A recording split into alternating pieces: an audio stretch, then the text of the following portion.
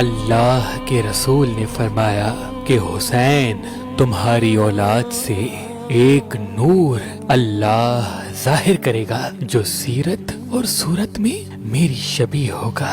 اے حسین اس کا لقب باقر ہوگا، علم کو چیر کے ظاہر کرنے والا۔ بس اللہ کے رسول کے ظاہری طور پہ تشریف لے جانے کے 43 سال بعد یکم رجب 57 ہجری بمطابق 9 مئی 676 عیسوی مدینہ پاک میں اللہ نے ہم شکل رسول، ہم سیرت رسول، اسی نور کو ظاہر کر دیا جس نور مقدس کے بارے میں اللہ کے رسول اپنے نواسے حسین کو بتا چکے تھے۔ جیسے ہی آپ کی آمد ہوئی تو آپ کے دادا امام حسین علیہ السلام نے آپ کو اپنی گود میں اٹھایا اور آپ کی پیشانی کو چوم کر اپنے پورے خاندان کو بتانے لگے کہ یہ وہی محمد ہے جس کے بارے میں میرے نانا اللہ کے رسول مجھے بتا چکے تھے۔ یہ چھپے ہوئے علم کو ظاہر کرے گا اور باقر کے لقب سے زمانہ اسے سلام کرے گا۔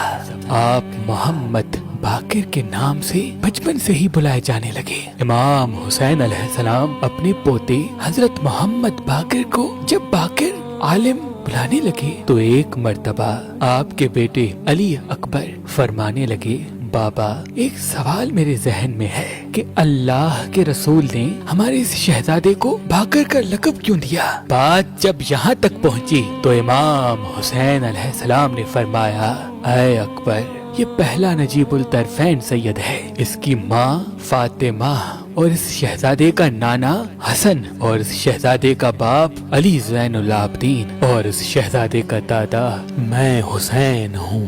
اس شہزادے کی شکل میں اللہ نے میرے اور میرے بھائی حسن کے نور کو ملا کے بھیجا ہے۔ یہ ماں کی طرف سے بھی عالی مقام ہے اور باپ کی طرف سے بھی عالی مقام ہے۔ تبھی اللہ کا یہ ارادہ ہے کہ اسی سے آل رسول کا علم زمانے تک پہنچے۔ بس یہ دور آل رسول پہ بے انتہا تلخ تھا۔ آپ تھوڑے ہی بڑے ہوئے کہ یزید نے اپنے بیعت کا حکم مدینے پہنچا دیا تھا۔ امام حسین علیہ السلام نے اللہ کی پناہ میں جانے کے لیے جب اپنے نانا کا مدینہ چھوڑا تو اس وقت آپ کی عمر مبارک 3 سال تھی۔ آپ چھوٹے چھوٹے قدموں کے ساتھ سادات کے قافلے میں چلتے رہے۔ آپ کے خاندان نے مکہ چھوڑا یہاں تک کہ کربلا آ پہنچے۔ تب آپ کی عمر مبارک 3 سال 7 ماہ کی ہو چکی تھی۔ بس جیسے ہی سادات کا پانی بند ہوا، آل رسول کے بچے روتے رہے تو آپ چھوٹی عمر میں اپنے دادا حسین علیہ السلام کے پاس آتے اور یہ فرماتے، اے میرے دادا جان آپ پہ مجھے بھی قربان ہونا ہے۔ امام حسین علیہ السلام نے اپنے شہزادے کا سر چوم کے فرمانے لگے، اے محمد اللہ کے رسول نے تجھے باقر کا لقب دیا ہے۔ یہ مصیبتیں، یہ تکلیفیں، یہ شہادت ہمارا ورثہ ہے۔ ان قریب تمہیں بھی شہید کیا جائے گا، لیکن باقر اللہ نے تجھے جس کام کے لیے چنا ہے اس کام کا بوجھ تمہارے کندھوں پہ ہے۔ تمہیں سادات کا علم زمانے کو سکھانا ہے۔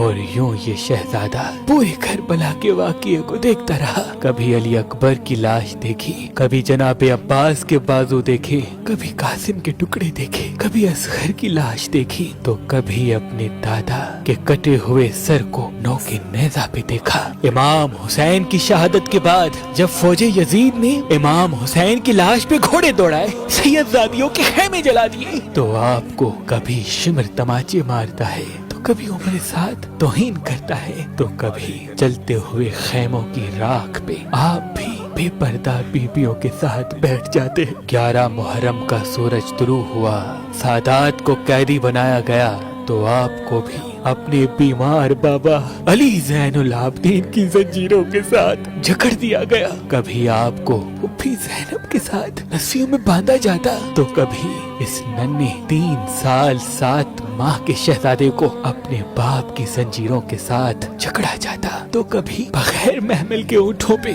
آپ کو رسیوں سے باندھ لیا جاتا۔ جیسے ہی آپ کوفہ و شام کی بازار میں آئے تو آپ نے اس ننھی سی عمر میں لوگوں کے تانے جو باغی کا خاندان کہہ کے آپ کو بلاتے رہے آپ سنتے رہے۔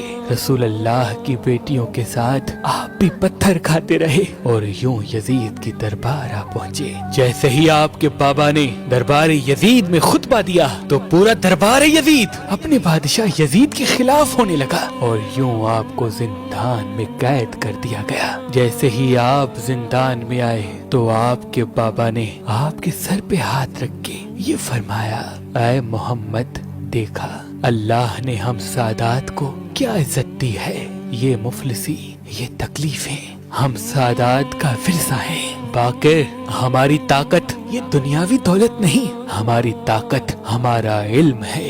اے باقر، میرے بابا نے اپنے نانا سے سنا کہ تو ہمارے خاندان کے علم کو روشن کرے گا۔ باقر، یاد رکھنا، بڑی عزت کے ساتھ اللہ بڑی ذمہ داری بھی دیتا ہے۔ بس اپنے بابا کے وہ الفاظ آپ نے اپنے ذہن میں اس طرح سے بٹھا دیے کہ جیسے ہی آپ کو رہائی ملی آپ دن رات لوگوں کی اصلاح کرنے لگے، لوگوں کو دین سمجھانے لگے۔ چھوٹی سی عمر میں آپ بڑے بڑے مسائل لوگوں کے حل کیا کرتے تھے اور یوں آپ زمانہ بلوغیت تک آ پہنچے۔ آپ صرف انسانوں کو نہیں بلکہ جنات کو بھی علم سکھاتے تھے۔ بڑے بڑے قبائل کے جن آپ سے علم لینے کے لیے آپ کی محفل میں بیٹھا کرتے تھے۔ اس دور عرب میں جو علم کی تڑپ رکھتا تھا وہ آ کے امام محمد باقر علیہ السلام سے علم حاصل کیا کرتا تھا۔ ایک مرتبہ آپ کی زیارت کے لیے حضرت جابر ابن عبداللہ انصاری جو اللہ کے رسول کے صحابی تھے وہ حاضر ہوئے اور فرمانے لگے کہ مجھے اللہ کے رسول نے ایک بشارت دی تھی اور اسی بشارت کو پورا کرنے کے لیے آج میں یہاں آیا ہوں۔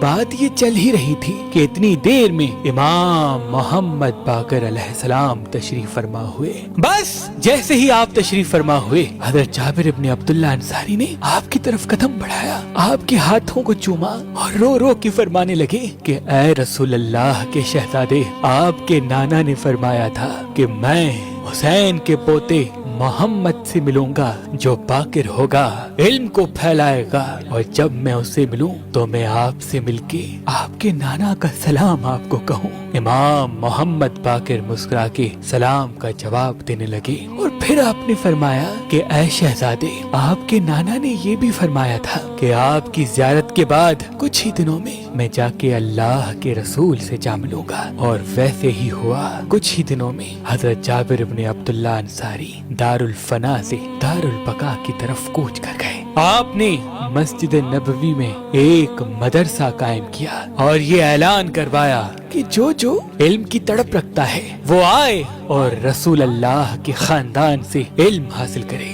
مختلف علوم سیکھنے والے آپ کے مدرسے میں آتے اور علم حاصل کیا کرتے۔ آپ نے زمین سے لے کے آسمان تک، آسمان سے لے کے انسانی جسم تک، انسانی جسم سے لے کے انسان کی روح تک جو علوم انسان نے پہلے کبھی کرتاس پہ نہیں دیکھے تھے وہ آپ کی زبان سے سننے لگے، اور اس دور کے تمام عالم یہ تسلیم کرنے لگے کہ جو بھی محمد باقر کہے، جو بھی محمد باقر بتائے وہ صحیح ہے۔ یوں آپ کی شخصیت پورے عرب میں مشہور ہونے لگی۔ آپ کی عمر مبارک 37 سال کی ہوئی تو آپ کے بابا کو ولید ابن عبد الملک نے زہر دے کے شہید کروا دیا۔ اس دور کے بادشاہوں نے یہ سوچا کہ یہ جو مدرسہ چل رہا ہے یہ امام سجاد علیہ السلام کے روب اور ان کی شخصیت کی وجہ سے چل رہا ہے۔ آپ کی شہادت کے بعد امام محمد باقر نے اپنے آپ کو اور بھی مدرسے میں مصروف کر دیا۔ سارا دن لوگوں کو پڑھاتے رہتے تھے اور رات کو اللہ کی عبادت کیا کرتے تھے۔